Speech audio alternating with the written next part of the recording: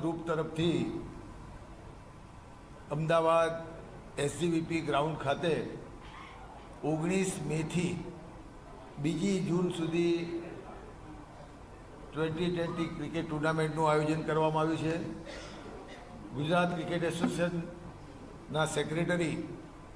અનિલભાઈ પટેલ અને રણજી ટ્રોફીના કોચ અને રણજીના ભૂતપૂર્વ ખેલાડી કિરાગ દામાણી દ્વારા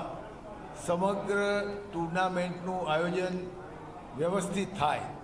અને એનું પ્લાનિંગ વ્યવસ્થિત થાય એ દૃષ્ટિને ધ્યાનમાં રાખીને જીસીએના સપોર્ટથી સહયોગથી અમદાવાદ શહેરમાં પ્રથમ વખત ખૂબ જ મોટે પાયે ક્રિકેટરોને પ્રમોટ કરવા માટે, યુથને પ્રમોટ કરવા માટેની આ ટુર્નામેન્ટનું આયોજન ચીડીપાલ ગ્રુપ તરફથી કરવામાં આવ્યું છે. આ ટુર્નામેન્ટ દરમિયાન મેન ઓફ ધ મેચથી માંડી જે ટીમ વિજેતા થશે, રનર્સઅપ થશે, જુદા જુદા ખૂબ જ મોટી રકમ સાથેના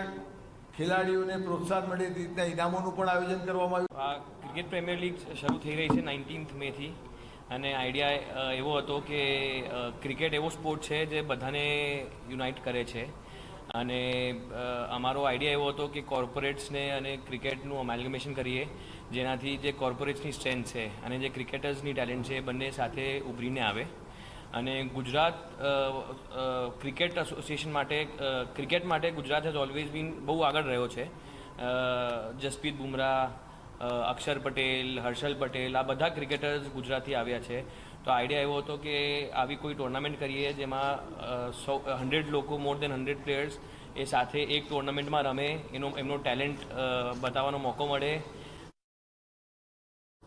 આવી ટુર્નામેન્ટ્સ જ્યારે ગુજરાતમાં રમાશે અને ગુજરાતના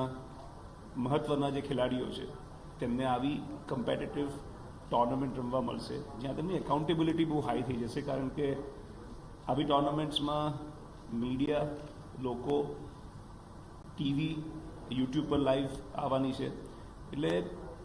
જે લાઈવ ક્રિકેટ હોય ત્યાં તમે કશું છાનું રાખી શકતા નથી અને હવે એકાઉન્ટેબિલિટી ક્રિકેટમાં એટલી હાઈ થઈ ગઈ છે કે દરેક પ્લેયરને પોતાનો રોલ, પોતાની રિસ્પોન્સિબિલિટી સમજવાનો સમય આવી ગયો છે અને તે જ સમયે ગુજરાત ક્રિકેટ એસોસિએશન તરફથી જે પ્લેયર્સ અમે સિલેક્ટ કર્યા છે, વી વોન્ટ ટુ સી કે એ લોકો કેટલા